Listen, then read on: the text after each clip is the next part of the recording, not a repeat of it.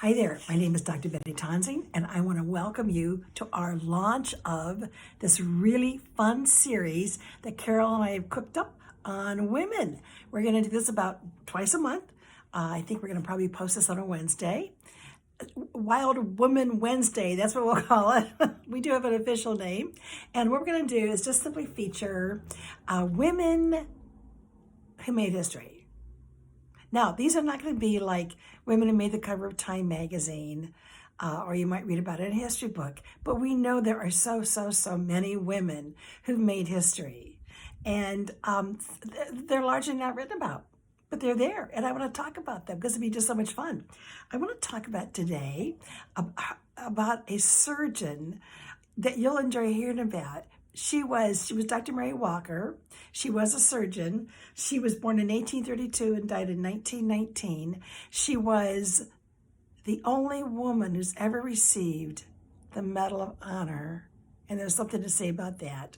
But she was a dress reformer. I will say very quickly, this may sound crazy, but women who in Congress as representatives and as senators were not allowed to wear pants.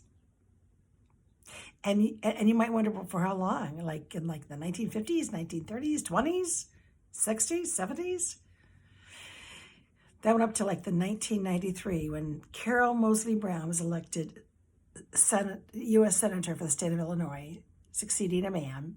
And she arrived in a very impressive suit. She thought it looked quite sharp, well-pressed, professional suit. And she could easily have been turned away because she was violating the dress code in 1993. So Dr. Mary Walker didn't like that either.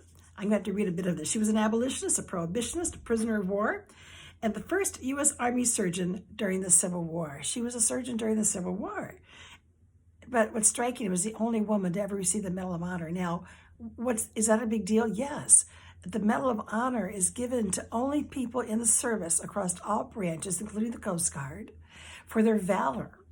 And it was first issued in 1863 during the Civil War, and she served as a surgeon during the Civil War. And think of all the women who have served in all of the wars. The two world wars in the 20th century, wars in Iraq, Vietnam, but she's the only woman who's ever received the Medal of Honor for valor in serving. So that alone makes Dr. Mary Walker stand out. But she was also a passionate advocate for national dress reform. She grew up in Oswego, a family of what's called free thinkers.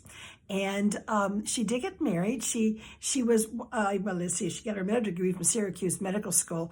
It was the only female in her class. She married a medical student, and she was quite ahead of her time because in her wedding vows, she refused to use the words obey in her vows, and she retained her last name. Now, they later divorced. Now, I kept my last name too. I stayed my name of Tonsing. I remember when I first got married, and I was working with UN in Africa, and I went back to Africa. My professional colleagues just started calling me my husband's last name. I said, no, I'm Betty Tonsing. Where did you get Carter? Well, you got married, didn't you? And so, but I stayed married. He didn't have any problem with that. I said, hey, George, you can change your last name. And he was happy to keep his as well. Now, she grew up on a farm, and so she wasn't getting an awful lot done wearing traditional women's clothing, which at that time included tight corsets and laces that were very restricting, and long skirts and petticoats and hoops, and all this stuff got in the way and got sloppy and made a mess, and it was very difficult to do a job like that. So, and she also thought it was very unhygienic. So, thank you, I'll just wear pants. It made a lot of sense. Now, she was, of course, criticized and mocked for this, and she was even arrested as dressing as a man. But she was convinced that if women's clothing allowed more freedom, then women would be freer. Well, that took a while, and she wrote that women's dress should protect the person and allow freedom of motion and circulation. Remember, she was a surgeon.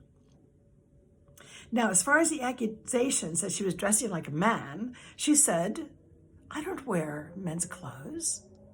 I wear my clothes. Makes perfect sense. Let's see what else I can say about her here. She had to receive special permission from Congress to wear these pants to do her job as a surgeon during the war. This is the same Congress that in 1993 told Senator Carol Moseley Brown of Illinois that her pantsuit did not fit the dress code. And we're going to talk about that too. We're going to talk about early women in Congress just breaking the female code. And we'll bring up the dress code because I think it'd be fun to talk about.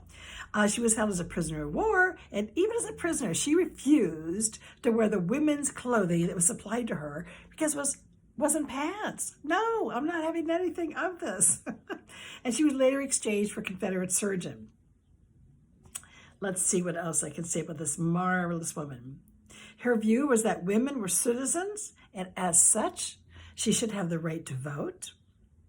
And because of that, she thought a constitutional amendment was really unnecessary. Why should we have a constitutional amendment? We should just simply have the right to vote without that. For heavens, it should be just right in the original Constitution. She gave a lot of speeches, and she was a very active woman. Again, she died in 1919, just shy of finally seeing women having the right to vote. That is Dr. Mary Walker, dress reformer. You can thank her for at least trying to break some rules, break a ceiling there. I will be posting a picture of her down in the comments. Thank you for joining us for this launch. I'll be doing this a couple times a month. It's going to be a lot of fun. And I'm going to be having so much fun celebrating women that we like to know about. See you next time. Bye-bye.